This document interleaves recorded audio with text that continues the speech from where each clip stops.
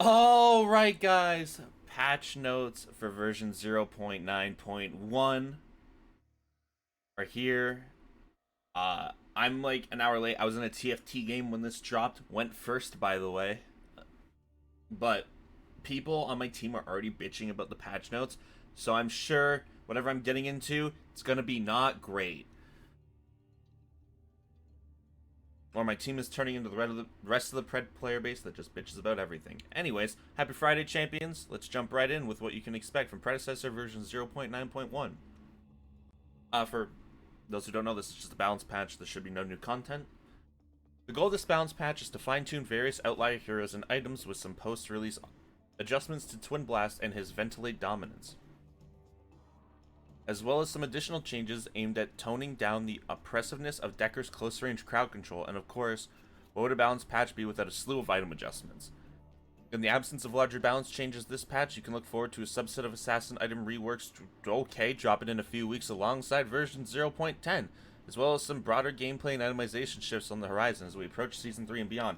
So this would be the second time we've worked assassin items then. Interesting. Curious to see about that. I'm assuming Dread is getting reworked.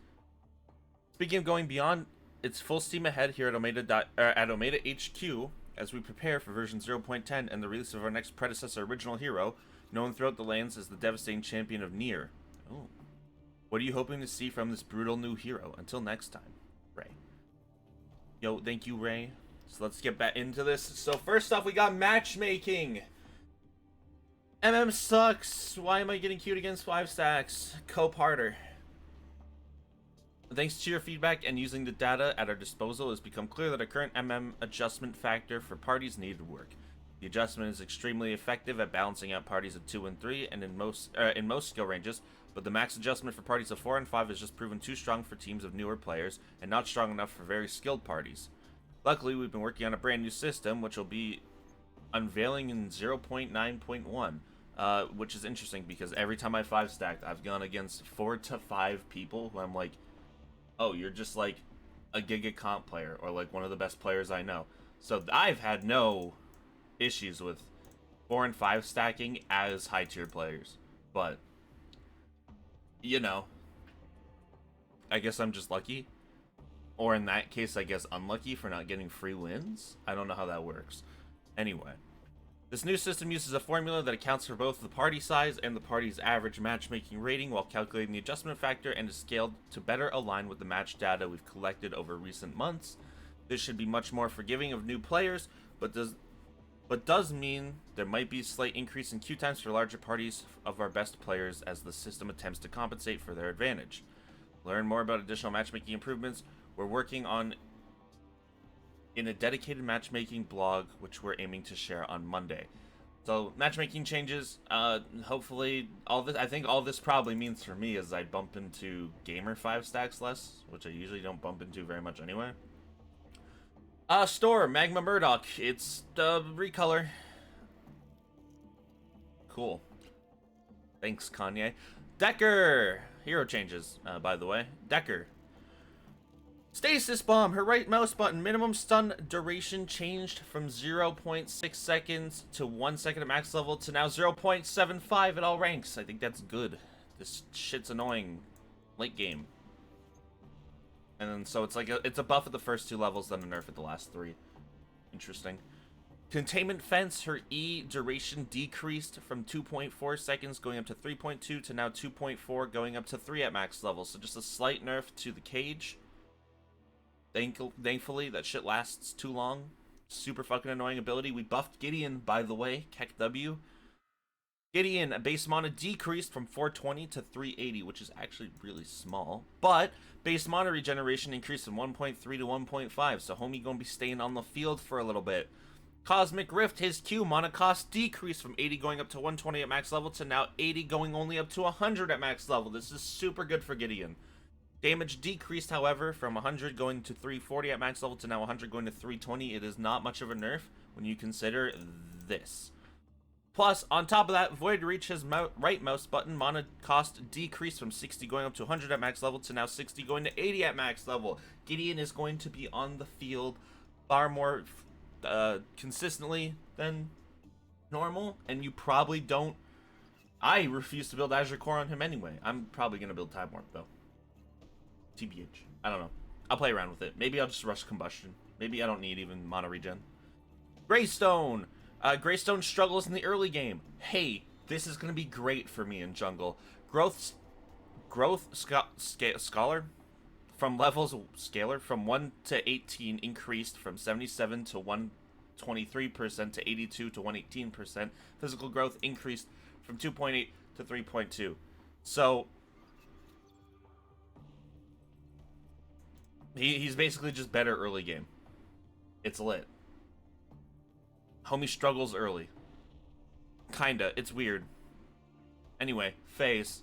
Telekinetic link or right mouse button. Target select range decreased. This is a giga nerf to phase, by the way. Or target select range decreased from 1800 to 1350. So if you turbo int, she needs to be pretty damn close to you to pull you out. Also, the link break range decreased from 2200 to 2050. So less distance you can go from phase. Like right now, if you're in the dual lane, you can go from if you hug the walls, phase can be in your jungle side in past the fog wall, and you can go into the river fog wall and stay connected. I don't think you can go that far anymore. I hope that makes sense, what I just said.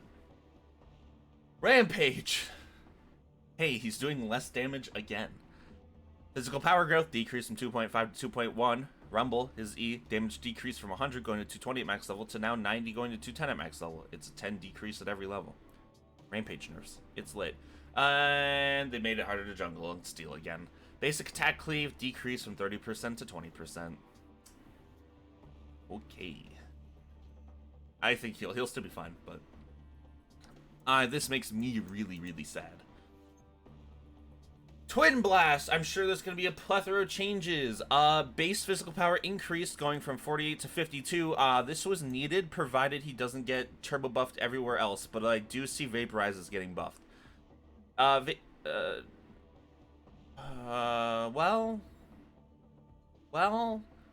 Vaporize, his Q, damage increased from 40 going to 120 at max level to now 40 going to 140 at max level.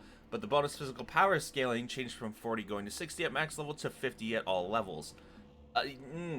Overall buff, right? He's getting 20. Yeah, he loses. So, for the most part, it's going to be a buff. It is giga buffed for the first 2 levels. Giga buff for the first 2 levels, kind of buff for the 3rd level. Interesting. I think this is probably a good change, though I think it might be too much in the buff direction. Rocket Dash, his E cooldown decreased from 20 going down to 16 to now 18 going down to 14. Okay. Ventilate, his R or his ultimate, damage per bullet changed from 12 going up to 38 at max level to now 12 going up to 30 at max level, but it's got 1 more power in the level 2. That's weird. It's a nerf. And bonus physical power scaling decreased from 20% to 18%. So we buffed basically the rest of him and then nerfed Ventilate. But I will remind you that this little bonus physical power will also obviously apply to Ventilate and Vaporize. It's not much, but it is. It's still something to note. Is this dumb? I feel like this is kind of dumb. I feel like this is bad. Why did we do this? Why did we make him better early game? He's still gonna eat people alive with Ventilate. I don't. I mean, okay, that's all the hero changes. Pretty slow week here at Omeda, apparently. Items, Pacifier, Adrenalized bonus damage decreased from 40 to 35. Adrenalized bonus physical power scaling increased from 25% to 30. Adrenalized bonus damage multiplier increased from 2 times to 2.5. Sure, Pacifier buff. Rift Walkers, Rift Snatcher damage amplification removed. Thank you. Rift Snatcher pull radius decreased from 600 to 550. Thanks, Decker. You ruined Rift Walkers. I'm pretty sure this change was made for Decker. Like Richter uses them, still uses them, / can use them, but this is a Decker thing. Like the Decker alt, like the Decker Skippy's alt stun thing. Ugh, awful, annoying as shit combo. Tempest gets nerfed again. I've apparently been sleeping on Tempest because I've used it like twice. since Mage Crests got reworked 3 patches ago. Overcharge healing decreased from 75% to 50%. Overcharge magical power scaling increased, however, from 10% to 12%. Dust Devil, menace movement speed increased from 15% to 18%. This is actually pretty good. I like that. Mind Razor buffed, thank you. Bad item. Also only used on 1 character. Ingenious Cleave, total physical power scaling increased from 25% to 30%. This is a pretty significant buff. This actually is pretty scary. Feng Mao, that's a bit concerning, but let's see. Augmentation just got a build rework. Recipe change from Greatsword, Violent Brooch, and Temporal. The recipe changed from Greatsword and Violet Brooch to Temporal Ripper and Branded Emerald. But, so is that changing the actual stats of the item? It must. Which means it won't have CDR in it anymore?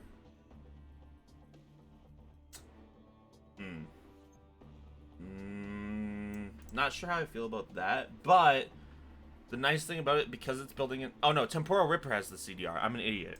Okay, yeah, this is infinitely better, and you can rush it now. I actually might start trying to rushing this on some characters. This might be interesting, because you can start with a sword. You don't have to start with the health crystal. That's nice.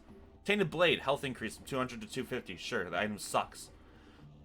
Okay, Hallowed Braid. We need to talk about this. LG-based mana regeneration per stack decreased from 10% to 5%. So this item, the amount of mana regen you get at max stacks is only slightly larger than Essence Ring. All the supports that were building Hollow Braid, other than probably Narbash, are just gonna go Time Warp first item. You've actually created less build diversity with this change. Supports are just gonna build Time Warp. I hope we realize what we've done here. This is too much of a nerf. Like, if you cut this down to 8, 7 might be a little low. 7.5, maybe? I don't know, maybe. Then this doesn't happen. Then Time Warp supports are more likely to use Time Warp. And Hollow Braid supports are going to keep using Hollow Braid. And then mid laners are going to stop using Hollow Braid. Off laners are probably still going to use Hollow Braid like Gideon. But, like, I can't play Braid Fae anymore. Play Time Warp Fae. Because I used to play Braid Fae mid. Because I would just, like, be super supporty. Just be an ult bot. But, can't do that anymore. I think this change is goofy as shit. We've killed build diversity by trying to make build diversity. Wellspring also getting a nerf, but probably a needed nerf, and I'm okay with this. Soothing Water's max health healing decreased from 8% or 10% to 8%. Bug fixes. Here's some bug fixes for you. Not a lot. And that's all. Pretty short week again. Omega's super busy working on Lizard, or whatever they are now, the Guardian of Nier. Also super busy releasing a recolor for Murdoch. Thanks for watching. All my links are down in the description. Come check me out over on Twitch. And I'll see you in the next video. Bears out. Peace!